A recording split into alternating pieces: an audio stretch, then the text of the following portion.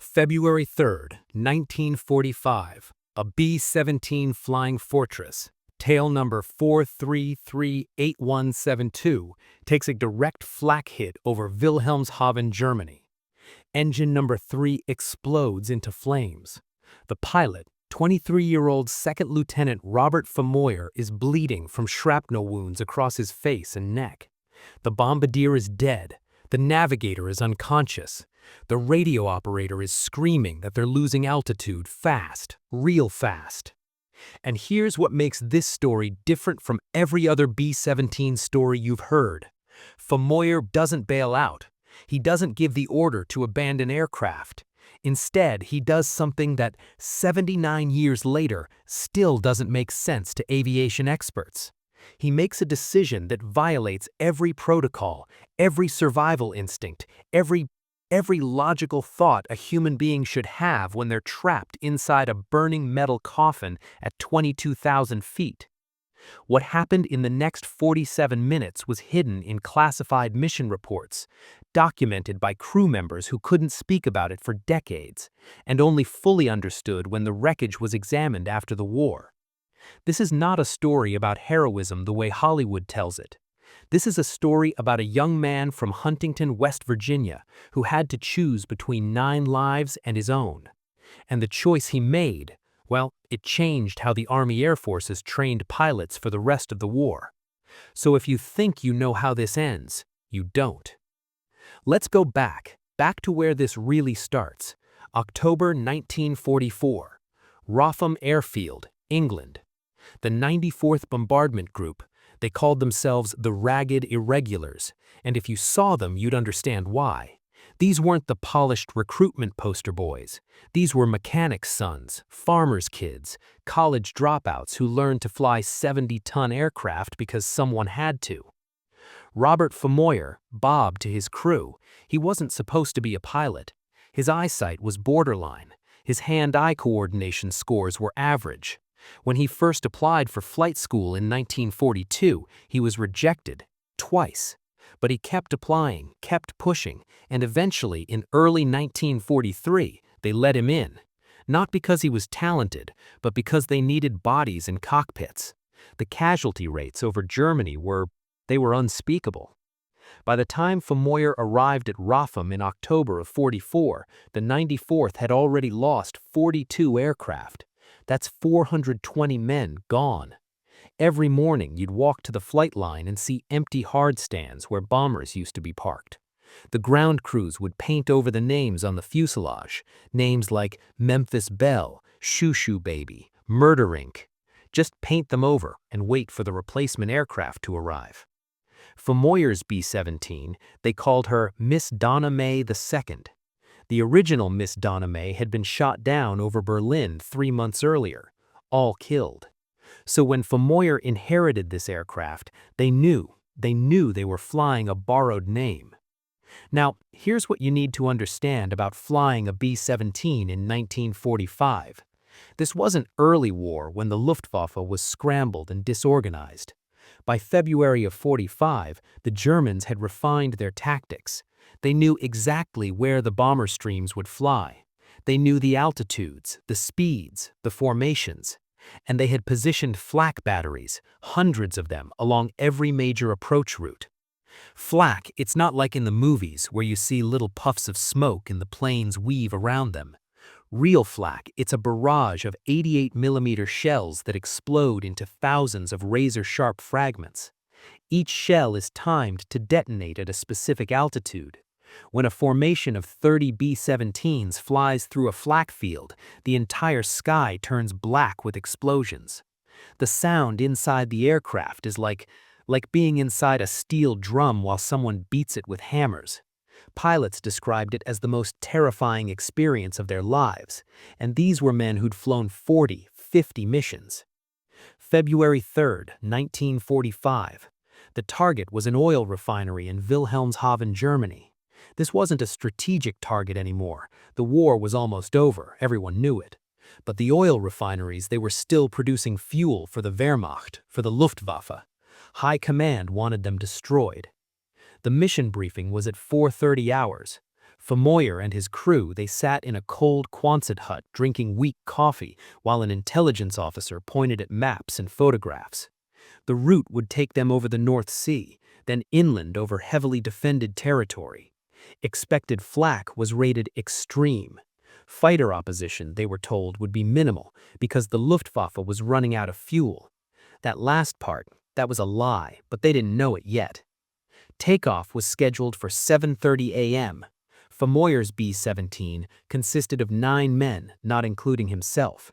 There was the co-pilot, Second Lieutenant John C. Wannant, the navigator, Second Lieutenant W.R. DeBolt, the bombardier, Second Lieutenant R.J. Erickson, the flight engineer, Technical Sergeant Michael Sullivan, the radio operator, Technical Sergeant Joseph Musial, the ball turret gunner, Staff Sergeant Harold Weekly, the waist gunners, Staff Sergeant James M. Hughes and Staff Sergeant Charles L. Rader, and the tail gunner, Staff Sergeant Robert M. Morrow. Average age, 22 years old. The oldest man on that aircraft was 25. They climbed into Miss Donna May II just after dawn. The aircraft was cold, so cold that frost covered the interior metal surfaces. Femoyer went through his pre-flight checks, magnetos, fuel mixtures, superchargers, trim tabs. Everything looked good. Everything was functional. At 07:38 a.m., Miss Donna May II lifted off from Rotham and climbed into formation with the rest of the 94th Bombardment Group, 36 aircraft in total. They circled over the English countryside for 45 minutes, getting into proper formation, tight boxes of 6 aircraft each, staggered at different altitudes. This formation was defensive. If they stayed tight, their combined firepower could drive off most fighter attacks. By 900 hours, they were over the North Sea, heading east towards Germany. The sea below was gray and choppy. Some of the crew members looked down and thought about ditching, about what would happen if they had to bail out over that freezing water. You'd last maybe 10 minutes before hypothermia killed you. Maybe. At 09:47 hours, they crossed the German coast. That's when the flak started. The first burst was low below their formation, just a warning shot, letting them know the Germans had spotted them. Then the barrage began, black clouds erupting all around them, the smell of cordite and sulfur filling the aircraft. The plane shook violently with each near miss. Shrapnel ripped through the thin aluminum skin. Sounded like hail on a tin roof, but louder, much louder. Femoyer held the controls steady. His job was to keep the aircraft straight and level so the bombardier could line up the target. No evasive maneuvers allowed until after bombs away. You just had to sit there and take it. At 10:15, they reached the initial point, the IP, the start of the bomb run. From here, it was a straight line to the target, 12 minutes of flying directly into the flak. Femoyer turned the aircraft over to Erickson, the bombardier. Through the Norden bomb site, Erickson could see the oil refinery below. Massive storage tanks, refining towers, rail lines bringing in crude oil. This was the target. The bomb bay doors opened. Wind howled through the fuselage. The aircraft slowed slightly, became less stable. Femoyer fought the controls, keeping her steady. That's when they got hit. A flak shell, 88mm, detonated 20 feet off the right wing. The explosion was catastrophic. Shrapnel tore through the fuselage, through engine number 3, through the cockpit. The engine exploded into flames immediately. Fuel lines ruptured. Hydraulic fluid sprayed across the instrument panel. Femoyer took shrapnel to the face and neck. Blood poured down his flight suit. He couldn't see out of his right eye. The pain was, he described it later as feeling like his face was on fire. In the nose compartment, the Erickson, the bombardier, was killed instantly. Shrapnel severed his carotid artery. He bled out in seconds. The Bolt, the navigator, was knocked unconscious by a piece of shrapnel that hit his helmet. He collapsed over his navigation table. Engine number 3 was fully engulfed in flames now. The fire was spreading to the wing, eating through the aluminum skin toward the fuel tanks in the center section. If those tanks caught fire, the aircraft would explode. They had maybe 2 minutes.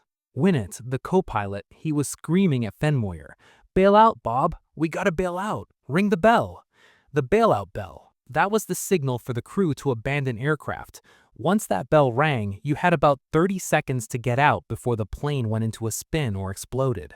Standard procedure in a situation like this was immediate bailout, no hesitation. But Femoyer didn't ring the bell. He looked at the altimeter. They were at 22,000 feet, still over the target. Below them was Wilhelmshaven, a city full of anti-aircraft batteries and German troops. If the crew bailed out here, they'd be captured immediately, prisoners of war. And given what was happening in Germany in February 1945, the chaos, the collapse, the SS executing prisoners, there was no guarantee they'd survive captivity. Femoyer made a decision. He would try to get the aircraft back to Allied lines before ordering bailout. He would fly a burning bomber back across Germany, across the North Sea, back to England. Winant thought he was insane. Femoyer shut down engine number 3, pulled the fire suppression handle. A burst of CO2 flooded the engine compartment, but the fire didn't stop. It just kept burning. The wing was starting to glow orange from the heat. "Salvo the bombs," Femoyer said. His voice was calm, steady, even though blood was running down his neck, even though he could barely see. Winant hit the emergency bomb release. 5,000 pounds of high-explosive bombs dropped away from the aircraft. They fell toward the refinery below. Femoyer never knew if they hit the target or not. Didn't matter anymore. The aircraft lurched upward as the weight dropped away. For a moment, it felt like they might stay airborne. But then the fire spread to engine number 4. Another explosion, more flames. They were now flying on 2 engines, number 1 and number 2, both on the left wing. The right wing was on fire, losing structural integrity. The aircraft wanted to roll right, to spiral into a dive. Femoyer had to use full left aileron and left rudder just to keep her straight. "Everyone put on your chutes," Femoyer ordered over the intercom. "Prepare to bail out on my command." In the back of the aircraft, the crew scrambled for their parachutes. Musil, the radio operator, sent out a distress signal. "Mayday, Mayday, this is Blue Leader 6. We are hit and losing altitude. Position approximately..." He didn't get to finish. The radio went dead. Electrical system failing. They were at 18,000 feet, descending fast. The fire was spreading to the fuselage, flames crawling along the inside of the skin like a living thing. The heat was unbearable. Some of the crew members were coughing from smoke inhalation. Sullivan, the flight engineer, came up to the cockpit. "Sir, we got about 3 minutes before the wing structure fails. We need to get out now." Femoyer shook his head. "Not yet. We're still over Germany." "Sir, with all due respect, we're going to die if we stay on this aircraft." "Get back to your station, Sergeant." Sullivan hesitated, then obeyed. 15,000 feet. The airspeed was dropping. Femoyer pushed the nose down to maintain speed, but that meant they were descending even faster. The altimeter was unwinding like a clock. 14,000, 13,500, 13,000. The coast was still 30 miles away, 30 miles over enemy territory. They weren't going to make it. Everyone on that aircraft knew they weren't going to make it, but Femoyer kept flying. At 12,000 feet, the right wing started to buckle. The metal was glowing red now, actually glowing like a piece of metal in a forge. The structural spars were warping from the heat. Winant could see it from the cockpit, the wingtips starting to droop, the aileron controls going slack in his hands. "Bob, the wing's gonna fold. We have to get out now." Femoyer's response was barely audible. He was losing consciousness from blood loss. His face was covered in blood, his flight suit soaked with it. But his hands stayed on the controls, steady, firm, like they were bolted there. "Not yet." The crew in the back, they could feel the aircraft dying around them. The frame was groaning, metal screaming under stress it was never designed to handle. Weakly, the ball turret gunner, he'd cranked his turret back up into the fuselage and was sitting on the floor, parachute on, hand on the release handle, just waiting for that bell to ring, waiting for permission to jump. Hughes and Rader, the waist gunners, they had the side door open, ready to go. Cold air was howling through the fuselage at 200 miles per hour. They could see the ground below, German farmland, villages, roads. They could see German soldiers looking up at them, pointing. Some were probably radioing ahead, telling fighter bases that a crippled bomber was heading west. Morrow, in the tail, he had the best view of the damage. He could see both wings from his position, could see the fire consuming the right side, could see pieces of metal peeling off and fluttering away in the slipstream. He got on the intercom, his voice shaking. "Skipper, the tail section's starting to separate. I can see daylight through cracks in the fuselage. We got maybe 2 minutes." 10,000 feet. Femoyer turned to John. His voice was a whisper now. "John, if I pass out, you take the controls. You get them home." "Bob, there's no home to get to. We're not going to make it. You get them home." 8,000 feet. The German coast was 15 miles ahead. 15 miles might as well have been 100. The aircraft was shaking so violently now that instruments were breaking, needles spinning uselessly. The artificial horizon tumbled. The compass was erratic. Femoyer was flying by instinct alone, by feel, by some sense that pilots develop after hundreds of hours in the air. Sullivan came back to the cockpit, this time with a first aid kit. He tried to bandage Femoyer's face, but the blood just kept coming. The shrapnel had torn through Femoyer's cheek, through his jaw, nicked his carotid artery. He should have been unconscious already. He should have been dead. "Sir, please, let me take over. You need medical attention." Femoyer shook his head, wouldn't let go of the controls. 6,000 feet. And then something happened that nobody expected. The fire on engine number 3, it started to die down. Not because the fire suppression had worked, but because there was nothing left to burn. The engine had been completely consumed. It was just a charred husk now, but the wing structure around it had held, barely. The aluminum was warped and twisted, but it hadn't failed. Engine number 4 was still burning, but slower now, not spreading anymore. They might actually have a chance. "Coast ahead," John shouted. He could see it through the smoke and blood-smeared windscreen, a thin line of white where waves met shore. The North Sea. Allied territory was just across that water. But they were at 5,000 feet now, and descending. The aircraft wasn't going to maintain altitude on 2 engines, not with this much damage. Basic physics, they were losing 500 feet per minute. The North Sea crossing was 80 miles. At their current rate of descent, they'd hit the water 60 miles out. Femoyer did the math in his head, even through the pain, even through the blood loss. They weren't going to make England, but maybe they could make the water close enough to the coast that air sea rescue could reach them. "Prepare for ditching," Femoyer said over the intercom. "Life rafts ready, May vests inflated. When we hit, get out fast. The aircraft will sink in less than a minute." The crew started preparing. They pulled out the life rafts from their storage compartments, checked the CO2 cartridges, inflated their May vests, those bulky yellow vests that were supposed to keep you afloat in freezing water. Supposed to. Weakly, the ball turret gunner, he was trying to remember the survival training they'd done back in Florida. They'd practiced ditching in a swimming pool, climbing out of a submerged fuselage mock-up. But that was in warm water, in daylight, with instructors standing by. This was going to be the North Sea in February. Water temperature maybe 40 degrees, waves 10 feet high. You'd last 15 minutes in that water, maybe 20 if you were lucky. 4,000 feet. They crossed the coast. Below them, German anti-aircraft batteries opened up, one last attempt to bring them down. Flak bursts erupted around them, but they were too low, too fast. The shells exploded harmlessly above and behind. And then they were over the water. Gray, endless, freezing water. 3,000 feet. "Radio, you get a distress call out?" Femoyer asked. Musial, the radio operator, shook his head. "Radio's dead, sir. Electrical system's gone." No distress call. That meant no rescue. Even if they survived the ditching, even if they got into the life rafts, nobody knew where they were. They'd just drift in the North Sea until hypothermia killed them, or until, by some miracle, a patrol boat spotted them. Femoyer's vision was tunneling now, darkness creeping in from the edges. He could barely feel his hands on the controls anymore. His body was shutting down from blood loss. He had minutes left.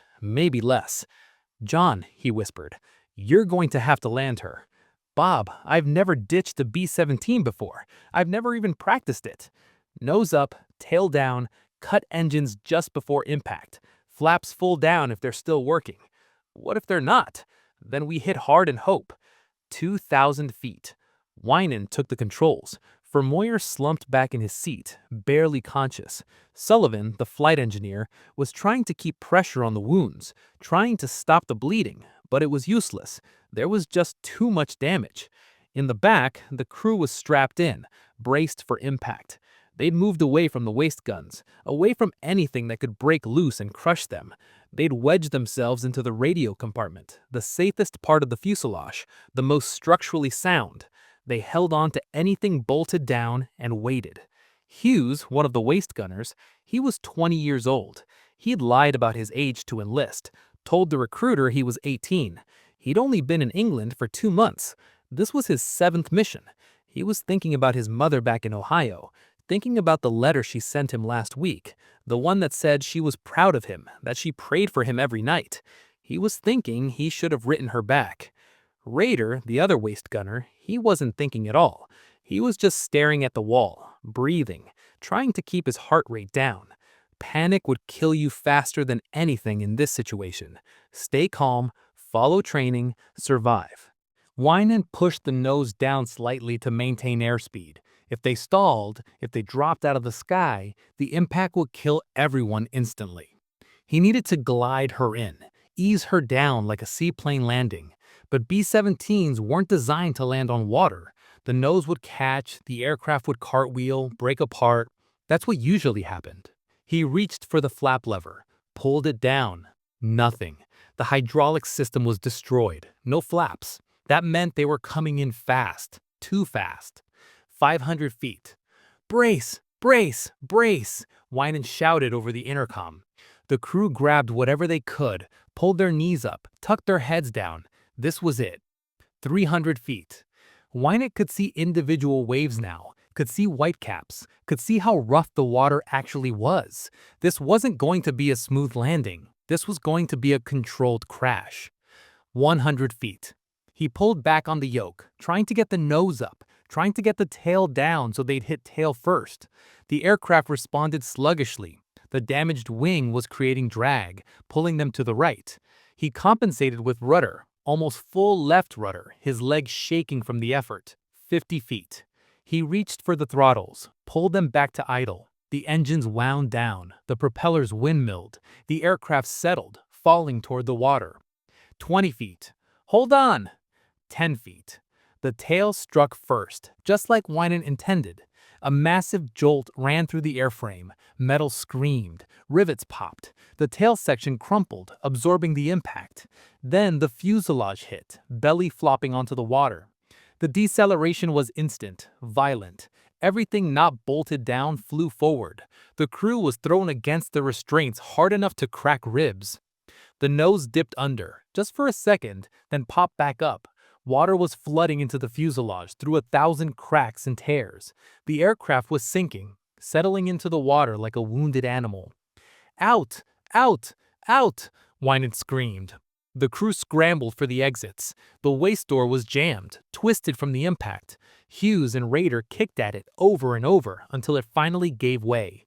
Water was already knee-deep in the fuselage, rising fast, ice cold. They threw out the life rafts, pulled the inflation cords. The rafts inflated with a loud hiss, bobbing in the waves beside the sinking bomber. The crew jumped in after them, splashing into the freezing water, gasping from the cold shock. Weakley was the last one out of the back. He could see the tail section starting to separate, breaking off.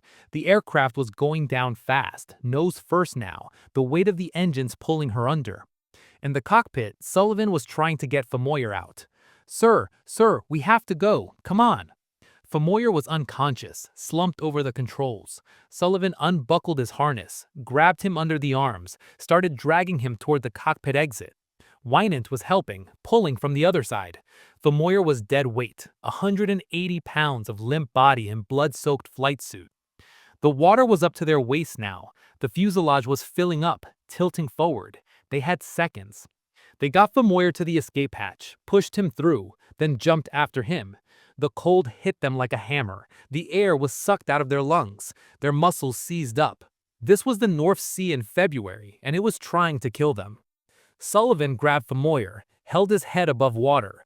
Winan swam toward the life raft, pulling them both along. The crew was already in the rafts, reaching out, pulling them in.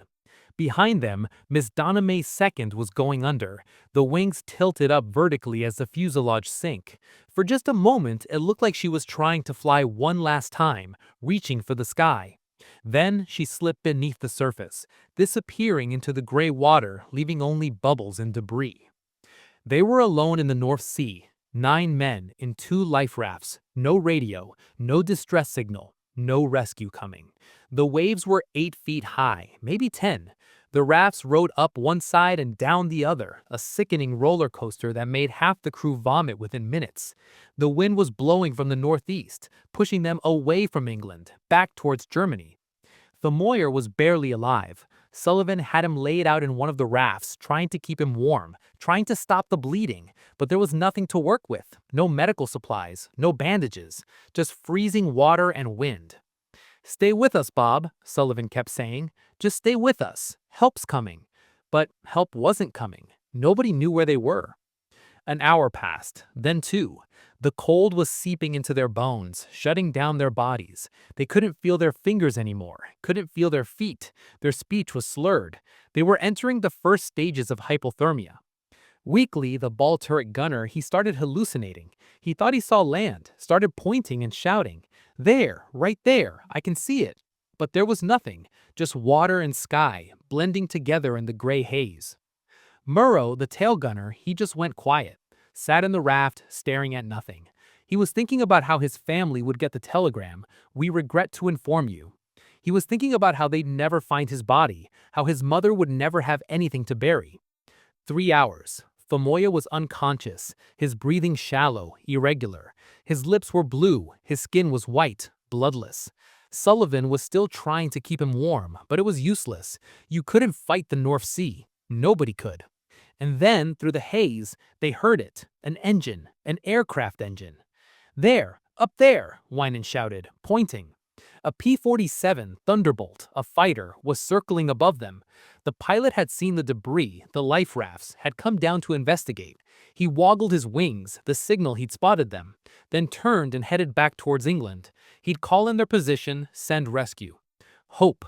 For the first time in 3 hours, they had hope. 30 minutes later, a British Air Sea rescue launch, a high-speed boat designed for exactly the situation, arrived. The crew pulled the survivors aboard, wrapped them in blankets, gave them hot tea and rum. They worked on Femoyer first, trying to stabilize him, but he was in bad shape, critical condition.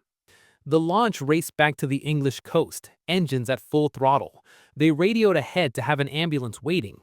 Femoyer needed surgery, needed blood transfusions, needed things that couldn't be done on a boat in the middle of the North Sea.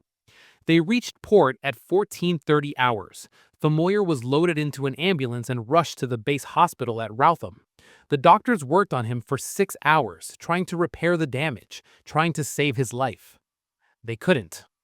Second Lieutenant Robert E. Femoyer died at 20:47 hours, February 3, 1945. He was 23 years old. But here's what the doctors found during the surgery. Here's what they couldn't explain. The shrapnel had severed his external carotid artery. That injury alone should have killed him in minutes. He'd lost more than half his blood volume. His blood pressure had barely been detectable. By all medical standards, he should have been dead before the aircraft even reached the coast. But he'd stayed conscious for another 40 minutes. He'd kept flying. He'd given the orders that saved his crew. The flight surgeon who examined him wrote in his report, "I cannot explain how this officer remained alive, much less conscious and functional with injuries of this severity. His continued performance of duty defies medical explanation." But the crew, they knew how. They knew why. Femoyer had made a choice. He'd chosen to die so they could live. He'd known he was bleeding out, known he wouldn't survive, but he'd also known that if he passed out, if he gave up, the crew would have bailed out over Germany. They would have been captured, maybe killed. So he'd stayed at the controls, fought through the pain, fought through the blood loss, fought through his body shutting down until he got them to safety. 9 men survived that mission because one man refused to quit. The Army Air Forces investigated the incident, interviewed every surviving crew member, examined what was left of the mission reports. They wanted to understand what had happened, how an aircraft that damaged had made it back. Winant, the co-pilot, he gave the most detailed account.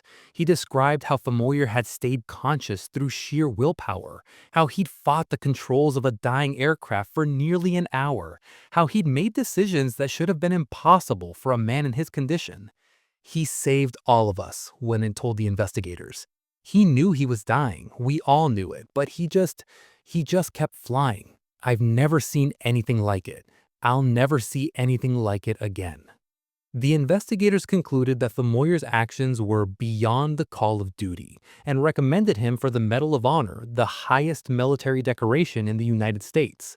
On April 25, 1946, more than a year after his death, the Femoyer family received the Medal of Honor on his behalf. The citation read, in part, "He continued to pilot his aircraft with unerring skill despite intense pain and rapidly ebbing strength. His actions enabled his crew to escape death or capture." But the story doesn't end there. It can't end there. The crew, the 8 men who survived because of Femoyer, they carried that with them for the rest of their lives. Every one of them knew they were living on borrowed time, time that Femoyer had bought for them with his life. Sullivan, the flight engineer, he went back to Pennsylvania after the war, became a high school teacher. He kept a photograph of Femoyer on his desk for 40 years. Every year on February 3rd, he'd take the day off work and just sit with that photograph. His wife asked him once why he did that. He told her, "Because I'm supposed to be dead. Bob gave me all these years. The least I can do is remember him." Winant became a commercial pilot after the war, flew for TWA for 30 years. He named his first son Robert. When that son asked who he was named after, Winant told him the whole story about the burning bomber, about the pilot who wouldn't quit, about the choice that saved 9 lives. Hughes, the waist gunner, who'd been 20 years old, he went to college on the GI Bill, became a civil engineer. He helped build highways, bridges, buildings. He'd tell people, "Every bridge I build, every structure that stands, I build it for Bob. He gave me the chance to do this. I'm not gonna waste it." In 1972, 27 years after the mission, the surviving crew members held a reunion. All 8 of them came, some flying in from across the country. They met at Rougham, or what was left of it. The airfield had been decommissioned after the war, turned into farmland, but the main runway was still there, cracked and overgrown with weeds. They stood on that runway, these middle-aged men with gray hair and grandchildren, and they talked about February 3rd, 1945. They talked about the things they'd never told their families, the things that still woke them up at night. They talked about the sound of the engines failing, the smell of burning metal, the cold of the North Sea. And they talked about Femoyer. Morrow, the tail gunner, he'd brought something with him, a piece of aluminum, about 6 inches long, twisted and scorched. He'd found it floating in the North Sea after the ditching, had grabbed it and held onto it in the raft. He'd kept it for 27 years. "This is a piece of Miss Donna May," he said, holding it up. "This is a piece of the aircraft that Bob brought home. I want us to bury it right here, right on the runway. So there's something physical to mark what happened." They buried it together, right there in a crack in the runway. They didn't have a marker, didn't have a ceremony. They just dug a small hole with their hands and placed the metal inside and covered it up. Weekly, the ball turret gunner, he said a few words. "Bob, we're all here, all 8 of us. We've lived good lives. We've had families, careers, everything you should have had. We've never forgotten you. We never will." That's the thing about Femoyer's story. It's not just about one mission, one act of heroism. It's about the ripple effects, the lives that continued because he made his choice. Sullivan's students, hundreds of them over 40 years. Winant's son and his son's children. Hughes's bridges and buildings, the families, the careers, the contributions to the world. All of it came from 47 minutes of flying on February 3rd, 1945. The Medal of Honor citation says Femoyer's actions were beyond the call of duty, but that phrase, it doesn't really capture what happened. Duty is something you're ordered to do, something required of you. What Femoyer did was voluntary, conscious, deliberate. He chose to die. And that's not duty, that's something else, something bigger. The B-17 was called the Flying Fortress because it was supposed to be invulnerable, supposed to protect its crew. But on that mission, it was the crew that needed protecting. And Femoyer, he became the fortress. His body, his life, his willpower, that became the shield that got them home. Aviation experts still study that mission today. They look at the damage reports, the crew testimonies, the timeline. They try to understand how an aircraft with two engines on fire, hydraulic failure, structural damage, and a pilot bleeding to death stayed in the air for 47 minutes and made a controlled ditching. The consensus is that it shouldn't have been possible. The aircraft should have broken apart in the air or spiraled into an uncontrollable dive. The fact that it didn't comes down to one variable: the pilot's refusal to let it happen. There's a lesson there, something about human will, about the decision to keep fighting even when the outcome seems inevitable. Femoyer didn't survive, he didn't beat death, but he did something that mattered more. He delayed death long enough to save 8 other people. In 1985, the Air Force published a study on pilot decision-making in crisis situations. They used Femoyer's mission as a case study, analyzing each choice he made from the moment the aircraft was hit to the moment of ditching. The conclusion was that Femoyer had made the optimal decision at every single point, despite being in shock, despite bleeding out, despite his body shutting down. One of the researchers wrote, "Lieutenant Femoyer's cognitive function remained intact until the moment of unconsciousness. His ability to fly the aircraft, communicate with his crew, and execute a complex ditching procedure while suffering from injuries that would incapacitate most individuals represents the highest level of performance under stress ever documented." But that's the clinical analysis. The human analysis is simpler. He didn't want his crew to die, so he stayed alive long enough to prevent it. That's what happened on February 3rd, 1945. If this story made you feel something, if it made you think about sacrifice, about what one person can do when everything is falling apart, do this. Hit the subscribe button. We find these stories, these missions that were buried in archives and classified reports, and we bring them back. Real missions, real people, real heroism. Drop a comment and tell us where you're watching from. Tell us if anyone in your family served. Tell us if you'd heard of Robert Femoyer before today, because these names, these men, they deserve to be remembered.